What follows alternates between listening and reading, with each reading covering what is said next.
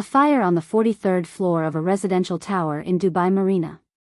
The building was completed in 2012, fully occupied, fully certified. Within minutes, flames spread to floors 44, 45, and 46 before firefighters arrive. Nobody dies this time. But this is not an isolated event. It is the 9th major high-rise fire in Dubai in just over a decade. And every time, the official explanation is the same word, cladding. But that word hides a much larger story. Dubai has more skyscrapers per square mile than almost any city on Earth. Most were built between 2000 and 2015 during a construction boom that moved faster than safety systems could fully adapt. Towers rose at record speed. Regulations struggled to keep up. And somewhere in that rush, decisions were made that would later become visible only when buildings started burning. Cladding is the outer skin of a building. It does not hold the structure up, it wraps it. In a city like Dubai, where heat is extreme and air conditioning costs are massive, cladding is both functional and cost-sensitive. The problem lies in a widely used material, aluminum composite panels, or ACP. These panels often contain a polyethylene core, a plastic that is highly flammable. When it ignites, it does not just burn, it spreads fire rapidly across the surface of a building like a vertical fuse. This same material played a major role in the Grenfell Tower fire in London in 2017, where 72 people died. After that tragedy, many countries banned or heavily restricted it in high-rise residential buildings. Dubai did not ban it. Instead, it issued recommendations. And that difference, between recommendation and enforcement, became critical.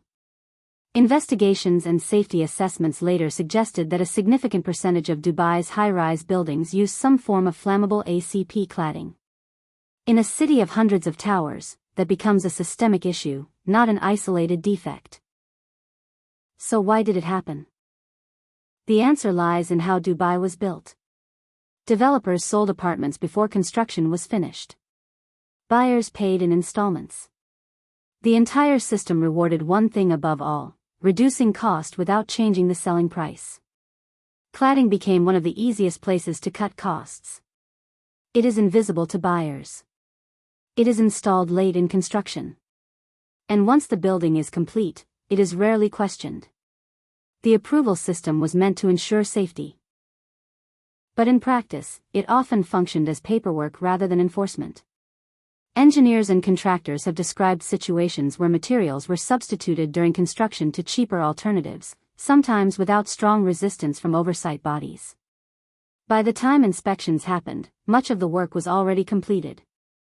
And once certificates were issued, responsibility became fragmented, developers moved on, companies restructured, liabilities diluted. Then came the residents. Retrofitting a building with fire-safe cladding is extremely expensive, often running into millions per tower. In many cases, the cost falls on owners' associations, meaning individual apartment owners. For many residents, this created a trap. They own property they cannot easily sell, because buyers increasingly demand fire safety verification before purchase. If a building is flagged, transactions collapse or stall. So you end up with a paradox. People are paying mortgages and living in homes that are functionally illiquid assets. Some owners only discover the issue years after purchase. Others remain unaware entirely. Meanwhile, the scale is enormous. Estimates suggest hundreds of thousands of units may be affected across the city. This is not just a construction issue. It is a financial structure problem. Because Dubai's real estate system is built on confidence in speed, growth, safety, and regulation. That confidence is part of what attracts global capital, workers, and investors. But repeated fires challenge that perception. Buildings like Torch Tower in Dubai Marina have burned more than once. Other high-profile towers have suffered major fire incidents over the years. Each time, investigations are launched. Recommendations are issued. But large-scale mandatory retrofitting has not followed in the same way it has in other countries. The reason is complex. A full acknowledgement of the problem would carry enormous financial consequences: retrofitting costs, insurance reevaluations, market confidence shifts, and legal disputes across thousands of properties. So instead, the response has often been incremental rather than structural. But markets eventually adjust anyway. Insurance companies have started reassessing risk in certain building types. Some policies have become more expensive or restrictive. That cost flows downward to building management, then to tenants, and ultimately into rent. At the same time, international buyers have become more cautious. Legal due diligence now often includes fire safety checks that can delay or kill transactions. This creates a slow but steady shift, a segment of the property market that exists physically, but is increasingly difficult to trade freely. And that is where the deeper issue lies. Because what looks like isolated fire incidents is actually part of a larger structural tension between speed-driven development and long-term safety accountability. Dubai's skyline is one of the most impressive in the world. It represents ambition, engineering, and rapid transformation on a historic scale. But inside that skyline are thousands of buildings that depend on decisions made during a very specific era, when speed mattered more than long-term risk visibility. And those decisions are still active today. Not as headlines, but as material in the walls. As cost structures in ownership associations.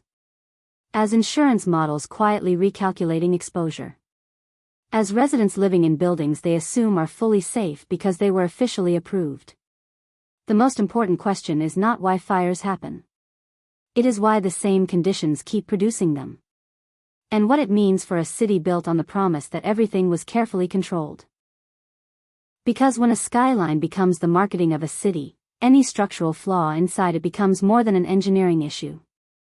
It becomes a question of trust.